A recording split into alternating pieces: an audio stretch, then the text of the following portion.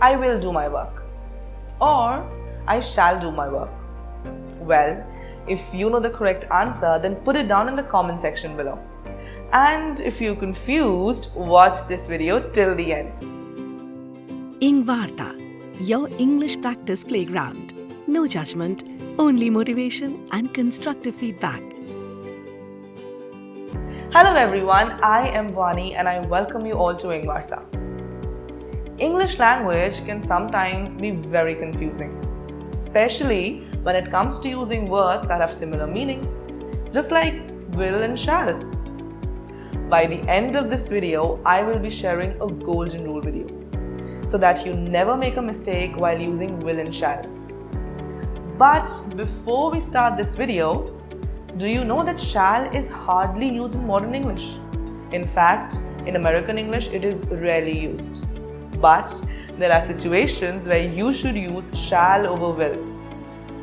I will walk you through with all the rules that will help you understand when to use will and when to use shall in the right way. There are two rules for will and shall. The first one is for normal future, and the second one is for strong future. So let's start with normal future first. Normal future.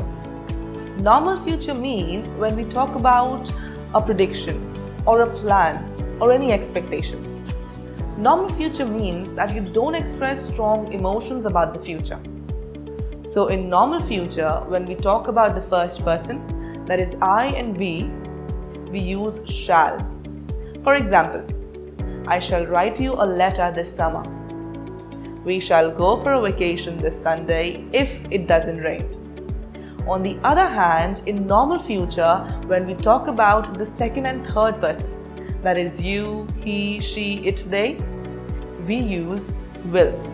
For example, she will hire a tutor for her examinations. They will be late because of the bad weather. The next Olympic Games will be held in London.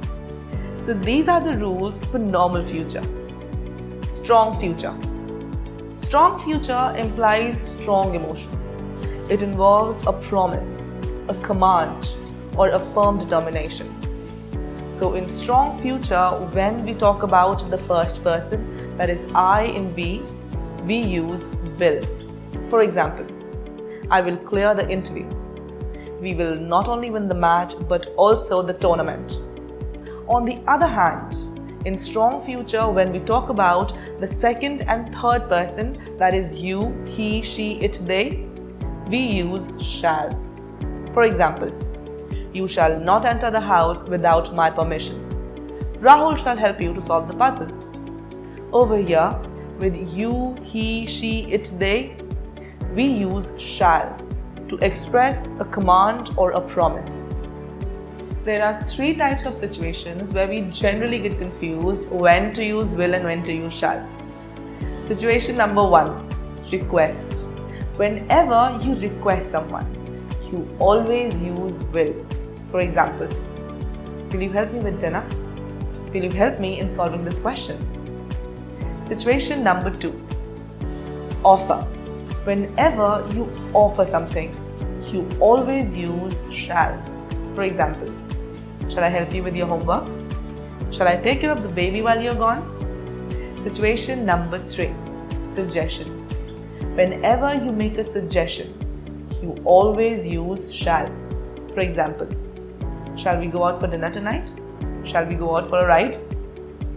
In the beginning of the video, I had promised to share a golden rule with you, so that you never make a mistake between will and shall.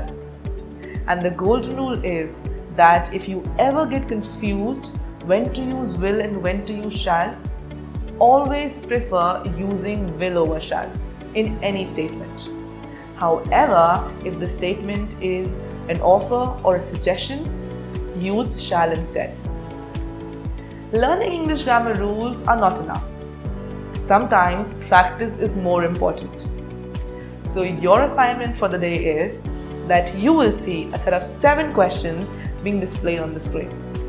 All you have to do is pause the video and write down your answers in the comment section below. And if you want to know the results, you will have to wait for our next video. because I will share the correct answers in that particular video. And I will also give a shout out to our first 5 people who answer the questions correctly. That is all for the day. Thanks a lot for watching this video till the end. I hope to see you tomorrow with another useful lesson. Till then, take care and happy learning. Ingvarta, your English practice playground. No judgment, only motivation and constructive feedback. Join today.